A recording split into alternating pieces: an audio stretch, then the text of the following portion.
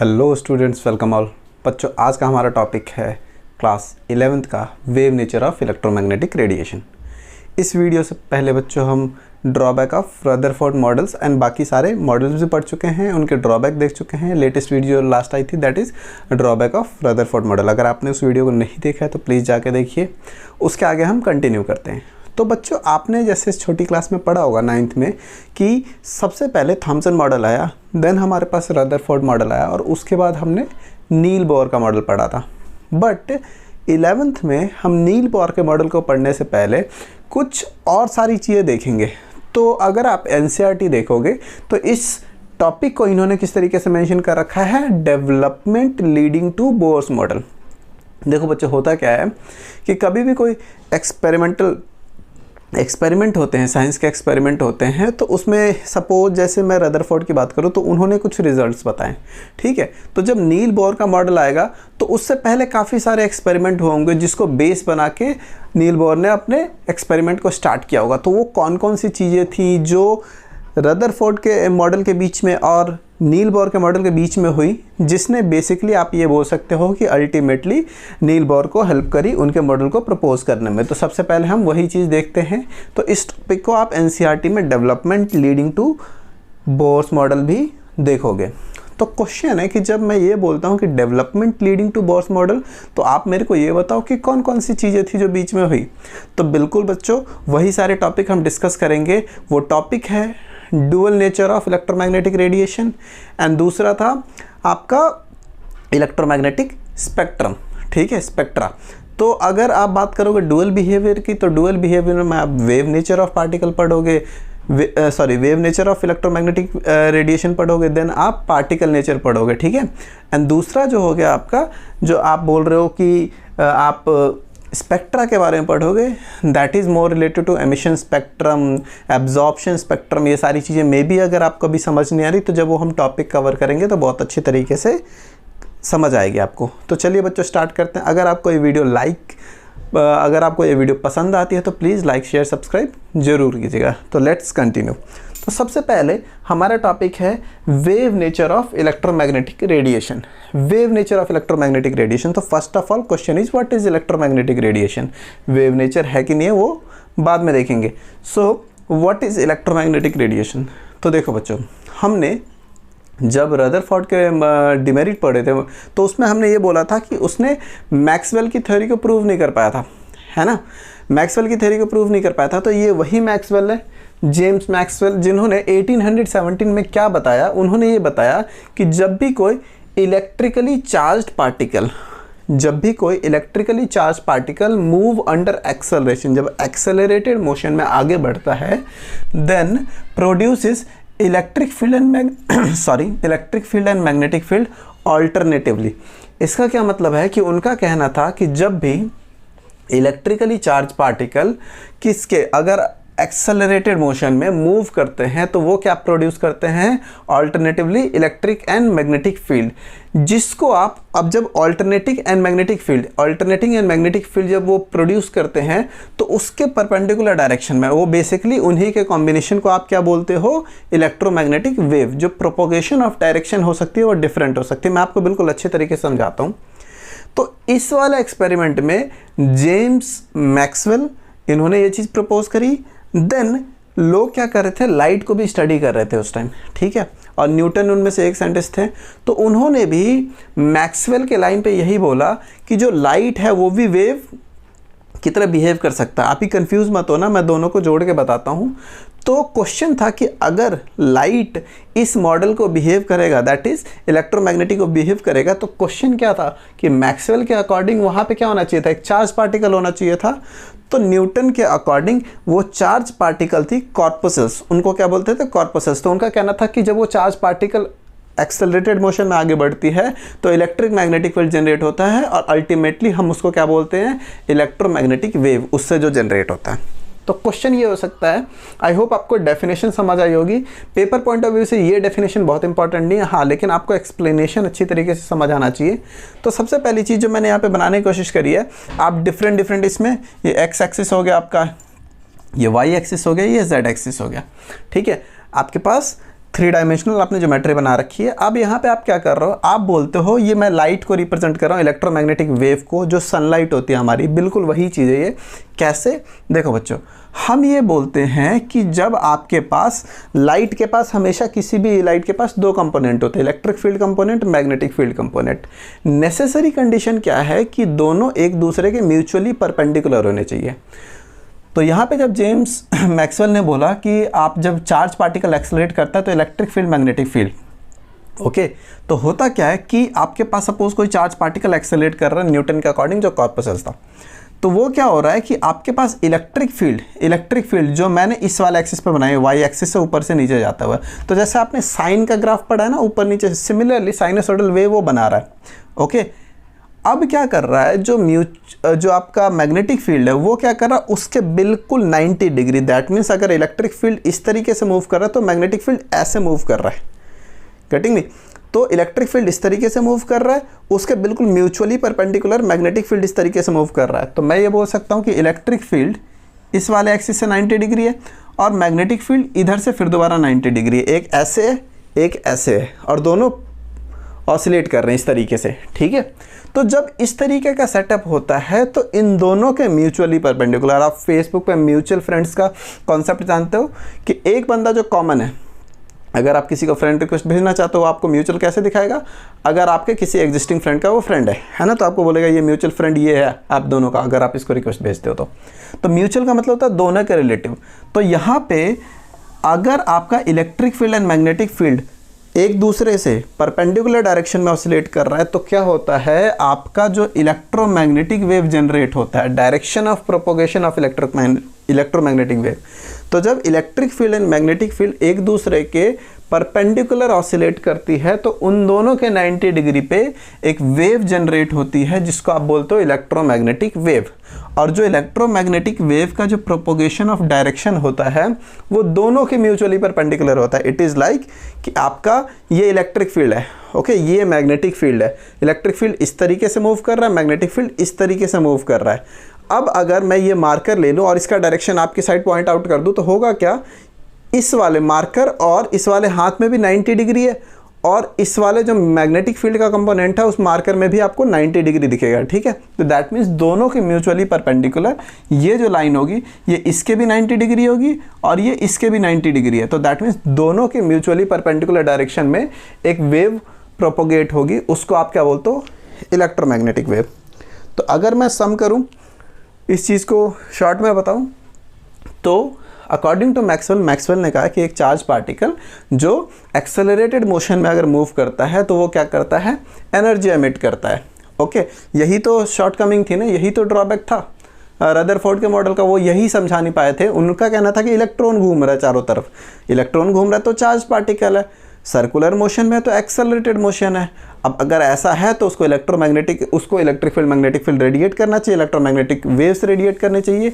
अगर ऐसा वो करता कोई एटम तो कोलैप्स हो जाता, लेकिन एटम तो स्टेबल होता है, तो वो समझा ही नहीं पाए इस चीज़ को। तो वही चीज़ मैं आगे बता रहा हूँ कि जब मैक्सवेल ने बोला कि कोई एक्सेलरेटेड चार्ज पार्टिकल मूव करता है तो वो एनर्जी रेडिएट करता है, किस फॉर्म में, इलेक्ट्रिक फील्ड मैग्नेटिक फील्ड के फॉर्म में। अगर वो एक दूसरे के 90 डिग्री ऑसिलेट करते हैं तो उन दोनों के 90 डिग्री एक नया वेव जनरेट होता है, that is called electromagnetic wave. I hope आपको समझ आया होगा क्या होता है इलेक्ट्रोमैग्नेटिक वेव। अगर ये चीज़ आपको समझ आ गई है तो हम क्या करते हैं, इलेक्ट्रोमैग्नेटिक वेव की प्रॉपर्टीज़ पढ़ते हैं। What are properties of, paper point of view से प्रॉपर्टीज़ बहुत इंपॉर्टेंट है, ओके, कि इलेक्ट्रोमैग्नेटिक वेव की क्या क्या प्रॉपर्टीज़ होती हैं। तो हम लिखते हैं प्रॉपर्टीज़ ऑफ EM वेव्स, मैं EMW लिख रहा हूँ, इलेक्ट्रोमैग्नेटिक वेव। सबसे पहली प्रॉपर्टी जो मैं डिस्कस कर भी चुका हूँ कि direction of electromagnetic wave is mutually perpendicular to both electric field and magnetic field component, ठीक है।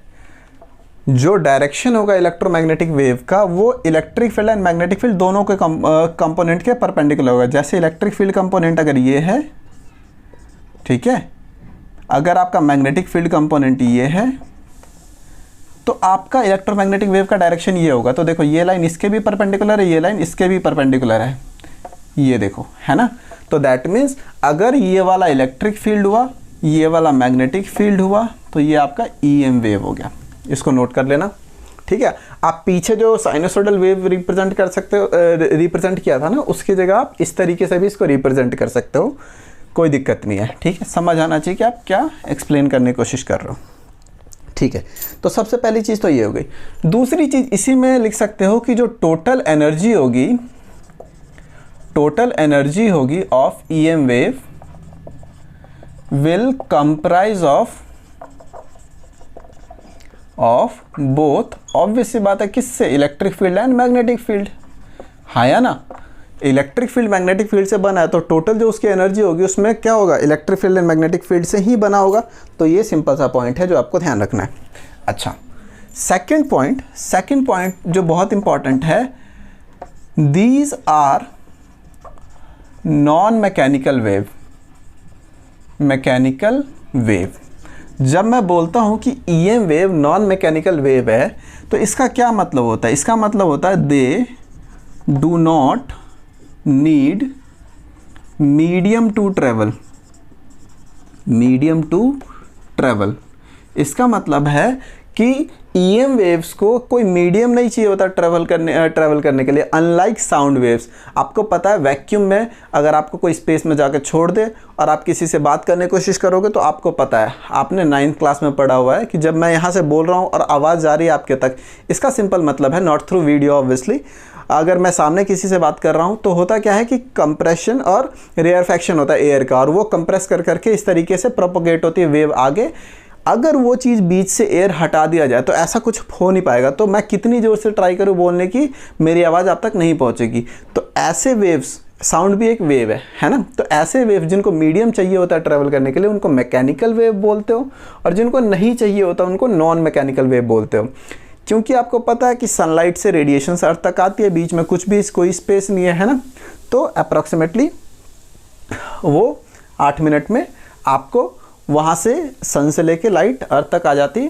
दिस मीन्स कि बीच में बीच में स्पेस है, खाली जगह है, फिर भी आती है। दैट मीन्स इनको कोई मीडियम नहीं चाहिए होता है, they are non mechanical waves. Okay, ठीक है। अब आगे देखते हैं नेक्स्ट पॉइंट।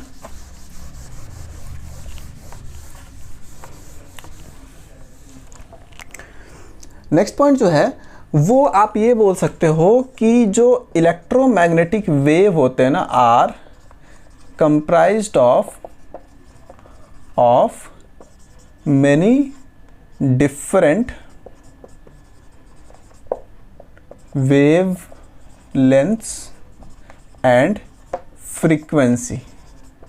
देखो इसको मैं डिटेल में बताता हूँ, फ्रीक्वेंसी और वेवलेंथ क्या बोलते हैं। देखो आपको पता है, जैसे इसको मैं डिटेल में भी बताऊंगा, ये क्या लिखने की कोशिश करी है मैं वो समझा देता हूँ आपको। बोलता है कि electromagnetic wave comprises of many different wavelengths and frequencies. इसका मतलब होता है कि जो सनलाइट है, सपोज सनलाइट आपके पास क्या है, इलेक्ट्रोमैग्नेटिक वेव। आपको पता है उसमें डिफरेंट टाइप की रेडिएशंस होती हैं। आपके पास रेड लाइट होती है, आपके पास ग्रीन लाइट होती है, आपके पास अल्ट्रा वायलेट, इंफ्रारेड, और सारी लाइटों कैसे डिफ्रेंशिएट करते हो कि कौन सी ग्रीन है कौन सी रेड है, वेवलेंथ के ऊपर। या वेवलेंथ ऑब्वियसली चेंज होगी तो अपने आप फ्रीक्वेंसी भी चेंज हो जाएगी। तो आप किसी भी एक कंपोनेंट से बोल सकते हो कि मैं डिफ्रेंशिएट कर सकता हूँ वेवलेंथ और फ्रीक्वेंसी के बेसिस पे कि कौन सी किस तरीके से लाइट डिफ्रेंशिएट होगी। दैट मीन्स जैसे जैसे वेवलेंथ चेंज होती रहेगी वैसे वैसे आपकी कलर चेंज हो जाएगा, या उसकी आप अल्टीमेटली जो डिफरेंट नाम से आप उसको बोलोगे कि वेदर दिस इज इंफ्रारेड, आपका अल्ट्रा वायलेट, या किस तरीके की लाइट है। आई होप आपको समझ आया होगा। तो मेरे कहने का मतलब है कि जो एक इलेक्ट्रोमैग्नेटिक वेव है, सपोज सनलाइट है, वो क्या है, एक तरीके से बंच ऑफ बहुत सारी फ्रीक्वेंसीज एंड वेवलेंथ होती है।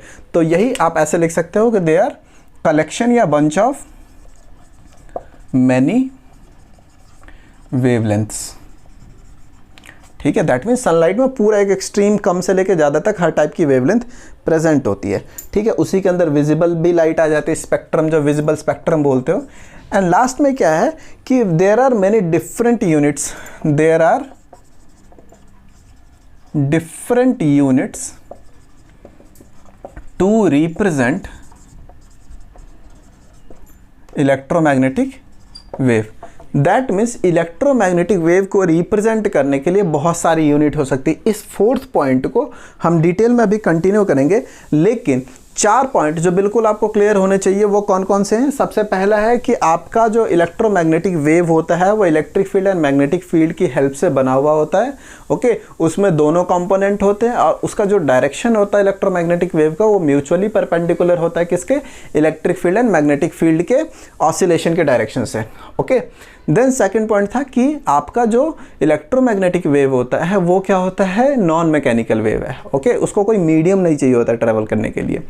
थर्ड पॉइंट आपका क्या हो गया कि जो इलेक्ट्रोमैग्नेटिक वेव है वो कंप्राइज होता है बहुत सारे bunch of electromagnetic waves, bunch of आप वेवलेंथ्स बोल सकते हो। एंड लास्ट इज कि इलेक्ट्रोमैग्नेटिक वेव को रिप्रेजेंट करने के बहुत सारे यूनिट हो सकते हैं। वो कौन कौन सारी यूनिट है वो हम एक बार देखते हैं।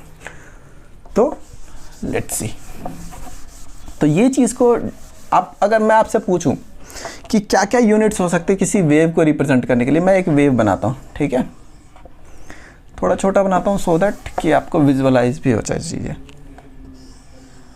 Okay, suppose this is a wave. Okay, एक particular frequency, wavelength, time period, यही सारी चीज़ें आपने सुनी है और यही सारी यूनिट्स की हम बात भी करने वाले हैं कि क्या होता है। तो सबसे पहला होता है वेवलेंथ, ठीक है, वेवलेंथ, जिसको आप किससे रिप्रेजेंट करते हो, लैम्डा से। किससे रिप्रेजेंट करते हो वेवलेंथ को, हमेशा लैम्डा से रिप्रेजेंट करते हो। इसका मतलब क्या है कि जब आप वेवलेंथ को लैम्डा से रिप्रेजेंट करते हो तो आपका क्वेश्चन है व्हाट इज वेवलेंथ, ठीक है। तो वेवलेंथ होता है distance between 2 consecutive points which are in same phase। ये बहुत इंपॉर्टेंट है, थोड़ा सा टेक्निकल डेफिनेशन मैंने बताया, अदरवाइज इसका सिंपल डेफिनेशन हो सकता है। देखो, इसको आप पीक बोलते हो या क्रस्ट बोल सकते हो, इसको वैली बोलते हो या ट्रफ बोल सकते हो, ठीक है। तो देखो, 2 पीक के या 2 क्रेस्ट के बीच के डिस्टेंस को आप क्या बोलते हो, वेवलेंथ बोलते हो, ठीक है। या 2 वैली या 2 ट्रफ के बीच के डिस्टेंस को आप वेवलेंथ बोलते हो।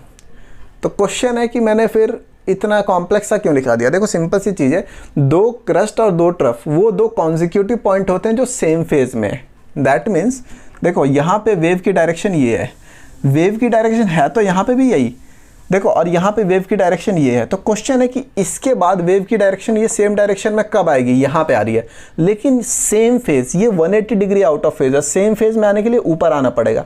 तो वो 2 कॉन्जिक्यूटिव पॉइंट जहाँ पे डायरेक्शन भी सेम हो, फेज भी सेम हो, तो आप बोलोगे उसके बीच के डिस्टेंस को क्या बोलते हैं बच्चों, दैट इज कॉल्ड वेवलेंथ। तो आई होप आपको समझ आया होगा वेवलेंथ क्या होता है। 2 कॉन्जिक्यूटिव ट्रफ या 2 कॉन्जिक्यूटिव क्रस्ट के बीच के डिस्टेंस को आप क्या बोलते हो, वेवलेंथ बोलते हो। अब ये सिंपल डिस्टेंस है, अगर सिंपल डिस्टेंस है तो किस तरीके से रिप्रेजेंट करोगे, सिंपल डिस्टेंस है तो इसकी रिप्रेजेंटेशन होगी बच्चों मीटर में। अगर आपसे कोई यूनिट पूछे इसकी ऐसा यूनिट क्या होगी, तो ऑब्वियसली मीटर होगी, क्योंकि लेंथ है, वेव लेंथ, तो ऐसा यूनिट क्या हो गया, मीटर हो गया, ठीक है। आई होप आपको समझ आया होगा कि वेवलेंथ क्या होता है। अच्छा, अब हम आते हैं एम्पलीट्यूड पे, इसको नोट कर लेना। नेक्स्ट हम चलते हैं व्हाट इज एम्पलीट्यूड। तो सपोज कोई वेव है, ठीक है, तो वेव हमेशा एक मीन पोजीशन के क्रॉस बनता है। तो उस मीन पोजीशन से जो मैक्सिमम हाइट अटेन करता है, चाहे वो ऊपर की साइड हो या नीचे की साइड हो, अगर इसमें कोई लॉस नहीं हो रहा है, इस वेव में किसी टाइप का कोई लॉस नहीं है, तो हमेशा जो पीक होगा वो बराबर होगा। अदरवाइज कुछ ऐसा वेव जिसमें लॉस होता है, जैसे साउंड वेव है, अब मैं यहाँ से बोलूँगा तो 10 मीटर, 20 मीटर, 40 मीटर, 1 किलोमीटर तक सुनाई दे देगा और बहुत चीख, बिल्कुल जगह खाली है। लेकिन बहुत दूर तक अगर आप सोचोगे बोलने का तो नहीं सुनाई देगा, क्योंकि एनर्जी क्या होती रहती है, कम होती रहती है। तो वैसे वेव को आप इस तरीके से रिप्रेजेंट करते हो कि स्टार्टिंग में तो एनर्जी फुल थी, लेकिन धीरे धीरे एनर्जी कम हो गई और अल्टीमेटली ख़त्म हो गई। लेकिन मैं अभी आइडियल सिनेरियो को मान के चलता हूँ, मैं मानता हूँ किसी भी टाइप का कोई भी लॉस नहीं है। ओके, तो क्या है, जो आपका मीन पोजीशन से मैक्सिमम हाइट होती है उसको आप क्या बोलते हो, एम्पलीट्यूड। ओके, एम्पलीट्यूड भी सिंपल लेंथ है, तो इसका भी यूनिट क्या हो जाएगी, मीटर। एक इंपॉर्टेंट चीज़ है जो आपको समझना है, व्हाट इज फ्रीक्वेंसी।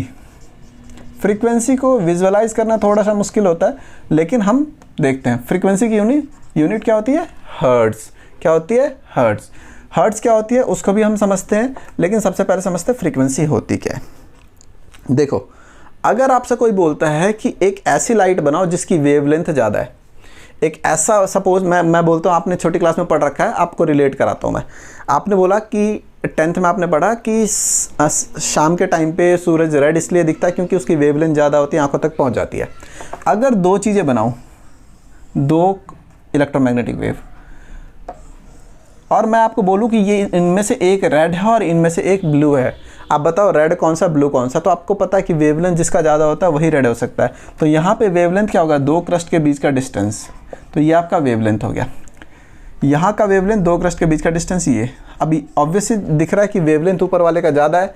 ऊपर वाले का अगर वेवलेंथ ज़्यादा है तो वो रेड होगा, क्योंकि लेंथ ऑफ वेवलेंथ जो होती है रेड की ज़्यादा होती है और ब्लू की कम होती है। तो ये तो वेवलेंथ होगी।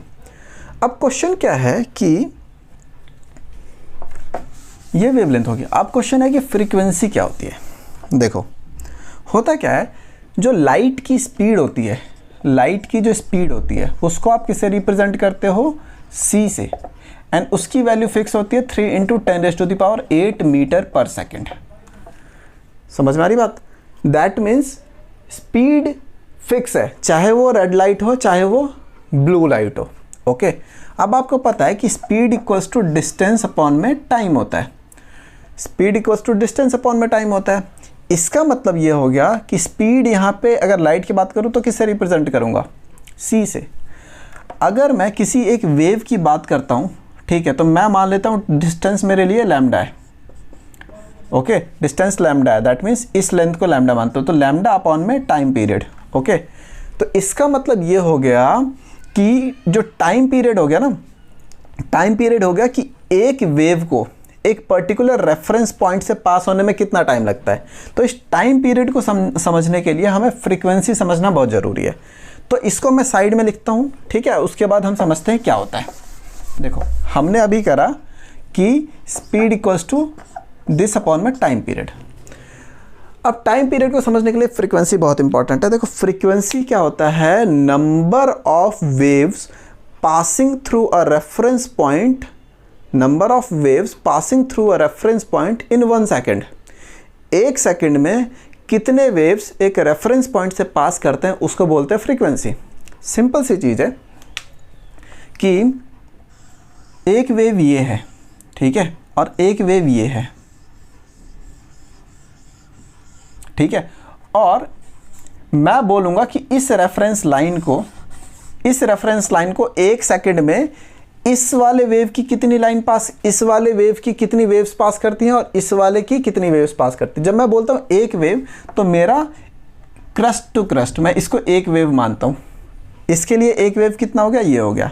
अब मेरे को पता है चाहे रेड लाइट हो या ब्लू लाइट हो, स्पीड तो दोनों की सेम रहेगी, क्योंकि वो इलेक्ट्रोमैग्नेटिक वेव जो सनलाइट है उसी के पार्ट है, तो दैट मीन्स स्पीड सेम है। दैट मीन्स इसकी भी स्पीड 3 × 10⁸ मीटर पर सेकेंड है और नीचे वाले की भी 3 × 10⁸ मीटर पर सेकेंड है। तो क्वेश्चन है कि फ्रीक्वेंसी क्या हुई? तो अगर मैं इस रेफरेंस से बात करूंगा तो स्पीड दोनों की सेम है, दोनों सेम रेट से चल रहे हैं। अब मान लो कि इसका एक सेकेंड में इतना ही पास हो पाया, तो मैं बोलूँगा इसकी फ्रीक्वेंसी 1 हो गई, क्योंकि एक ही वेव पास हुई रेफरेंस पॉइंट से एक सेकंड में।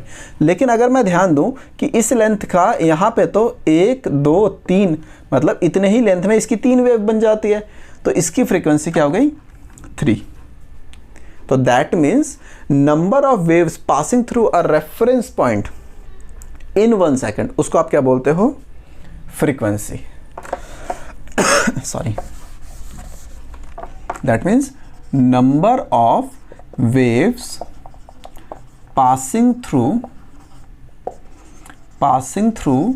a reference point in 1 second। तो उसको आपने क्या बोला?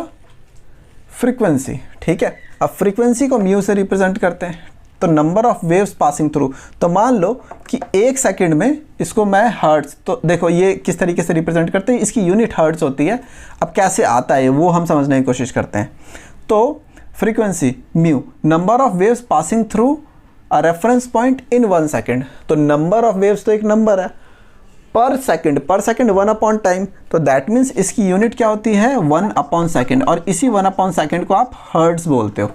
ठीक है, 1 अपॉन सेकेंड को आप क्या बोलते हो हर्ट्ज। दैट मीन्स अगर मैं बोलूँ कि किसी की फ्रीक्वेंसी 300 है, इसका मतलब है कि 300 number of waves is passing per second through a reference point. तो अगर उस लाइट का 300 वेव 1 सेकंड में पास कर रहा है तो उसकी फ्रीक्वेंसी कितनी बोलूँगा मैं 300 हर्ट्ज। हर्ट्ज का मतलब हो गया पर सेकंड, 300 क्या हो गया नंबर ऑफ वेव्स, तो 300 number of waves passing through a point in 1 second. तो क्वेश्चन ये आता है टाइम पीरियड, जो मैं कह रहा हूँ रिलेट करूँगा इससे। तो अगर मैं बोलता हूँ टाइम पीरियड होता है कि एक वेव को पास करने के लिए कितना टाइम चाहिए, है ना। टाइम पीरियड जो होता है amount of time required for a wave to pass from a reference point in 1 second. Relation देखो, 1 सेकेंड में जितनी वेव्स पास होती है उसको बोलते हैं फ्रीक्वेंसी, और एक वेव को पास करने के लिए जितना टाइम चाहिए उसको क्या बोलते हैं टाइम पीरियड। तो दैट मीन्स ये तो इनवर्स रिलेशन हो गया। आई होप आपने ये सब नोट कर लिया होगा। मैं इसको मिटाता हूँ एंड आपको रिलेशन समझाता हूँ कैसे। तो आपने बोला कि 300 हर्ट्ज, दैट मीन्स 300 वेव्स पास हुई 1 सेकेंड में। तो मेरा क्वेश्चन है एक वेव को पास होने के लिए कितना टाइम चाहिए 1/300 सेकेंड चाहिए होगा। तो जो हर्ट्ज होती है और टाइम पीरियड होता है बिल्कुल ऑपोजिट होता है। हर्ट्ज आप 300 हर्ट्ज बोलो, टाइम 1/300। तो दैट मीन्स आपने जो अभी लिखा कि distance speed equals to distance upon में टाइम, तो 1 अपॉन टाइम पीरियड को दिस इज टाइम पीरियड, है ना। तो 1 अपॉन टाइम पीरियड को आप क्या बोलते हो फ्रीक्वेंसी बोलते हो। तो this is lambda into new, तो ये न्यू जो होता है आपकी फ्रीक्वेंसी हो गई। आई होप आपको समझ आएगा। तो कैसे आप करोगे, स्पीड की यूनिट क्या होती है मीटर पर सेकेंड, है ना। अब देखो लैम्डा क्या है मीटर है, अभी हमने देखा था लैम्डा वेवलेंथ होती है मीटर होता है, और इसकी यूनिट क्या होती है 1 अपॉन सेकेंड, तो 1 अपॉन सेकेंड तो मीटर पर सेकेंड। आई होप आपको समझ आया होगा फ्रीक्वेंसी क्या होती है। ठीक है, और इसी के साथ आपको एम्पलीट्यूड भी मैंने बताया एंड टाइम पीरियड भी बताया। ठीक है, लास्ट एक टर्म होता है that is called wave number. Wave number क्या होता है, wave number this is reciprocal of wavelength. ठीक है, वेवलेंथ का जस्ट रेसिप्रोकल होता है। इसको आप म्यू बार से रिप्रेजेंट करते हो और इसकी यूनिट क्या होगी रेसिप्रोकल का मतलब 1 अपॉन लैम्डा। दैट मीन्स अगर किसी चीज़ की वेवलेंथ 300 मीटर है तो उसका वेव नंबर 1/300 मीटर होगा।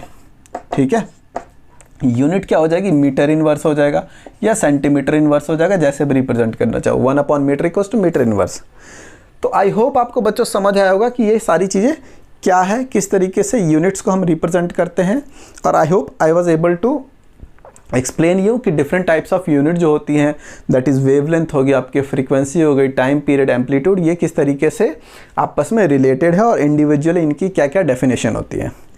एक क्वेश्चन है, वो क्वेश्चन करते हैं, आपको समझ आएगा कि किस तरीके इसको रिलेट करना है क्वेश्चन में जो भी हमने अभी पढ़ा। सिंपल क्वेश्चन है, क्वेश्चन आपका है एनसीईआरटी बुक के इंटेक्स क्वेश्चंस। ठीक है, तो एक क्वेश्चन है, क्वेश्चन क्या बोलता है, मैं क्वेश्चन पहले पढ़ लेता हूँ। क्वेश्चन बोलता है कि Vividh Bharati station of All India Radio, जो आपके घर पे रेडियो आता है ना, ठीक है, broadcast a frequency of 1368 kilohertz. ठीक है, calculate the wavelength of electromagnetic radiation emitted, आपको वेवलेंथ करनी है कैलकुलेट। ठीक है, and what is the part of electromagnetic spectrum it belongs to, ये कौन से इलेक्ट्रोमैग्नेटिक वेव के कौन से, तो इसके लिए एक सेपरेट वीडियो कौन से पार्ट मतलब दैट मीन्स स्पेक्ट्रम को कैसे रीड करते हैं उसके लिए अलग वीडियो बनाऊंगा, तो मैं वहाँ पे एक्सप्लेन कर दूंगा। फिलहाल खाली मैं आपको बता दूंगा कि ये किस रेंज में आता है। तो क्वेश्चन ये है कि बोलता है, आप सब ने ध्यान से सुनना, आप सब रेडियो सुनते हो, और अगर आपसे पूछा जाए कि रेडियो मिर्ची, आप सबको पता होगा रेडियो मिर्ची आपने सुना होगा, उससे बोलते हैं 98.3 मेगाहर्ट्ज़। ठीक है, तो तो 98.3 मेगा हर्ट्ज़, हर्ट्ज़ का मतलब क्या हो गया, फ्रीक्वेंसी हुई, मेगा का मतलब 10⁻6। इसका मतलब क्या हो गया कि 98.3 इंटू 10⁻6 हर्ट्ज़, दैट मीन्स इसको मल्टीप्लाई करो 3, 1 2 3 4 5 इतने हर्ट्ज़। दैट मीन्स बच्चों ये मतलब समझ में आ रहा है आपको। इसका मतलब है कि जो रेडियो मिर्ची जो आपके घर पे आती है, वो जो इलेक्ट्रोमैग्नेटिक वेव आप कैच कर रही है, आपका जो रिसीवर है वो किस फ्रीक्वेंसी के रिसीवर को, किस फ्रीक्वेंसी के वेव को रिसीव कर रहा है, जिसकी फ्रीक्वेंसी है 98300000 हर्ट्ज़। दैट मीन्स इसकी फ्रीक्वेंसी अगर इतनी बड़ी है तो एक रेफरेंस पॉइंट से, दैट मीन्स इसका जो भी वेव बनेगा, ये मैं बहुत ज़्यादा वेवलेंथ बना रहा हूँ, जो भी वेव बनेगा वो क्या होगा, 1 सेकंड में स्पीड कितनी होगी उसकी भी 3 × 10⁸ मीटर पर सेकंड है, क्योंकि इलेक्ट्रोमैग्नेटिक वेव है। तो जब मैं बोलता हूँ कि 93.5 की फ्रीक्वेंसी इतनी है, इसका मतलब ये वैसी वेवलेंथ है, ये वैसी वेव है जो एक रेफरेंस पॉइंट को 3 × 10⁸ मीटर पर सेकंड की स्पीड से इतनी बार क्रॉस करेगी। समझ में? अगर मैं बोलता 2 हर्ट्ज़ फ्रीक्वेंसी है तो 1 सेकंड में कितनी बार वो वेव पास होती है, 2 बार, हाँ ना। बट जब मैं बोलता हूँ कि इसकी फ्रीक्वेंसी इतनी हर्ट्ज़ है तो 1 सेकंड में कितने पास हो रहे वेव्स, इतने सारे वेव्स पास हो रहे, स्पीड क्या रहेगी उस वेव की, 3 × 10⁸ मीटर पर सेकंड।